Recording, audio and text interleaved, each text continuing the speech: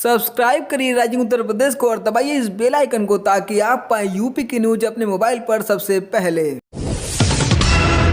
प्रदेश में बीते 24 घंटे में कुल 4,336 नए मामले सामने आए हैं, वहीं 77 की मौत हो गई। अब तक 1,09,607 लोग ठीक होकर डिस्चार्ज हो चुके हैं। कोरोना के सक्रिय मामलों की संख्या 50,242 है। प्रदेश में कुल 2,585 लोगों की मौत कोरोना की वजह से हुई है। अकेले लखनऊ में 7,170 एक्टिव केस हैं।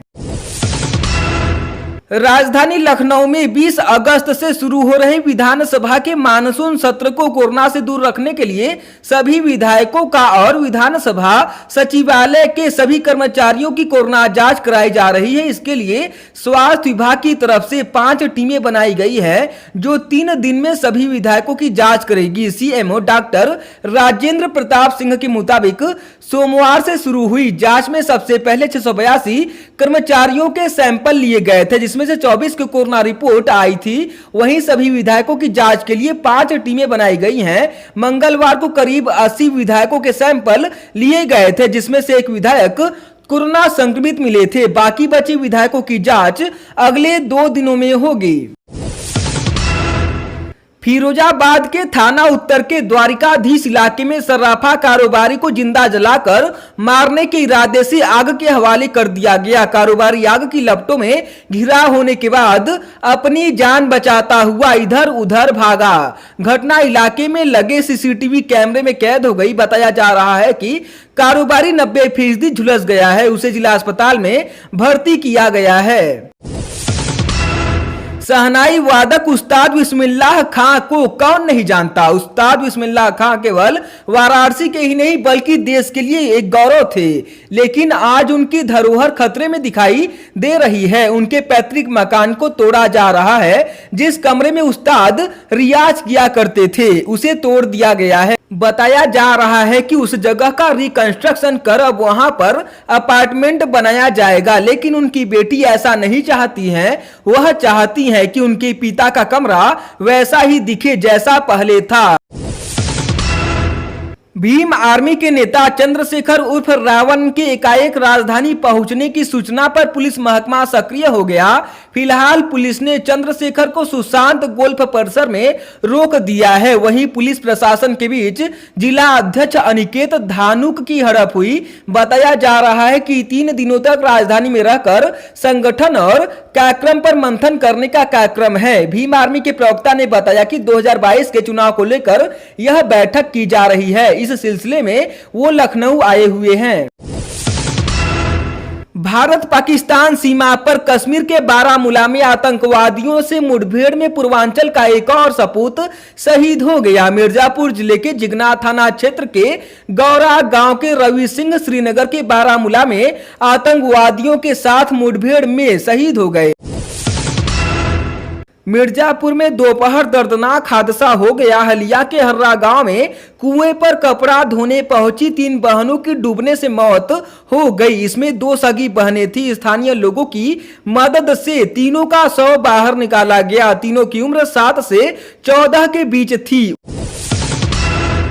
कोरोना का कहर प्रदेश में लगातार बढ़ता जा रहा है। यहां संक्रमण के मामले 1 लाख से ज्यादा चले गए हैं। इस बीच सीएम योगी ने टीम 11 के साथ बैठक की और कोविड-19 की समीक्षा की। योगी ने कहा कि कोविड-19 के संक्रमण की चेन को तोड़ने के लिए प्रत्येक स्तर पर सावधानी बरतना जरूरी है। कोरोना के संक्रमण के दृष्टिगत धार्मिक कार्यक्रमों का आयोजन घर में ही किया जाए। सार्वजनिक स्थानों पर कोई भी धार्मिक अथवा सांस्कृतिक कार्यक्रम का आयोजन नहीं किया जाए। साथ ही 20 अगस्त को शुरू हो रहे विधानसभा सत्र को लेकर भी विशेष सतर्कता बरती जाए।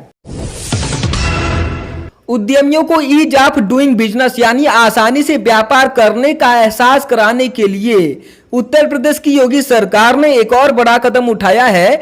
उत्तर प्रदेश सूक्ष्म लघु एवं मध्यम उद्यम अधिनियम को मंजूरी देकर ऐसी व्यवस्था बना दी गई है कि कोई भी सूक्ष्म लघु एवं मध्यम उद्यम इकाई लगाने के लिए अब निर्धारित प्रारूप पर प्रपत्र भरकर देने पर ही मात्र 72 घंटे में ही स्वीकृति मिल जाएगी। उसके बाद अगले 900 दिन तक उद्यमी को किसी भी सरकारी विभाग से कोई अनुमति लेने की जरूरत नहीं है।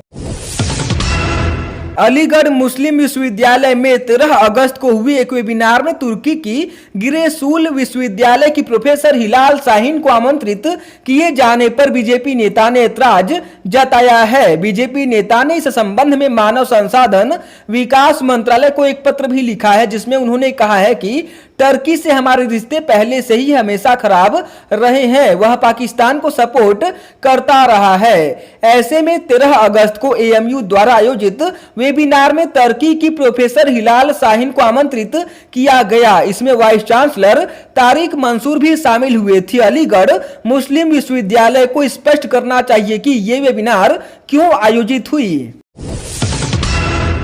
प्रदेश में योगी सरकार की कार्य प्रणाली पर योगी के ही नेता अब सवालिया निशान उठा रहे हैं। कोई विधायक खुलेआम बयानबाजी कर रहा है तो कोई ट्विटर और अन्य सोशल मीडिया प्लेटफॉर्म पर अपनी नाराजगी जाहिर कर रहा है। ऐसा नहीं कि किसी एक विधायक ने अपनी सत्ताधारी सरकार की कार्य प्रणाली पर सवालिया निशान उठाया है। ऐसे कई विधायक हैं जिन्होंने पिछले दिनों प्रदेश की योगी सरकार पर सवाल खड़े किए हैं। गौतम बुद्ध नगर जिले के दादरी थाना क्षेत्र के दादरी बाईपास के निकट सुबह बिना अनुमति के दर्जनों लोगों ने घोड़ों की दौड़ का आयोजन किया। घटना की रिपोर्ट दर्ज कर पुलिस मामले की जांच कर रही है। पुलिस ने इस बाबत 9 लोगों को हिरासत में लिया है।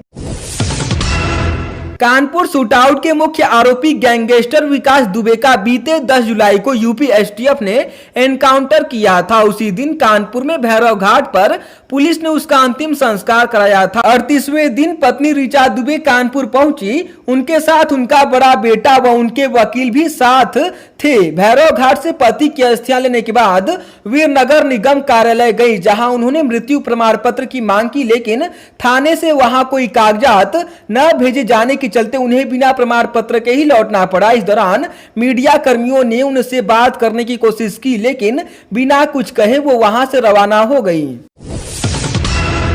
बिकरू कांड का एक और आरोपी 1 लाख का इनामी बदमाश वकील की ड्रेस पहनकर कोर्ट में सरेंडर कर दिया। हालांकि एसटीएफ को उसके आने की भनक लग गई थी, लेकिन सातिर चकमा देने में कामयाब रहा। एसटीएफ ने उसे कोर्ट परिसर से उठाने का प्रयास किया। इस पर वकीलों ने विरोध कर दिया। वकीलों की शिकायत पर कोर्ट ने एसटीएफ टीम को कड़ी चेतावनी दी। 2 जुलाई की रात बिकरू गांव में कुख्यात विकास दुबे को गिरफ्तार करने के लिए गई पुलिस पर गोलियां बरसाई गई थी। इसमें सीओ समेत 8 पुलिसकर्मी शहीद हो गए थे, जिसमें ये बदमाश भी शामिल था, जिस पर 1 लाख रुपए का इनाम था।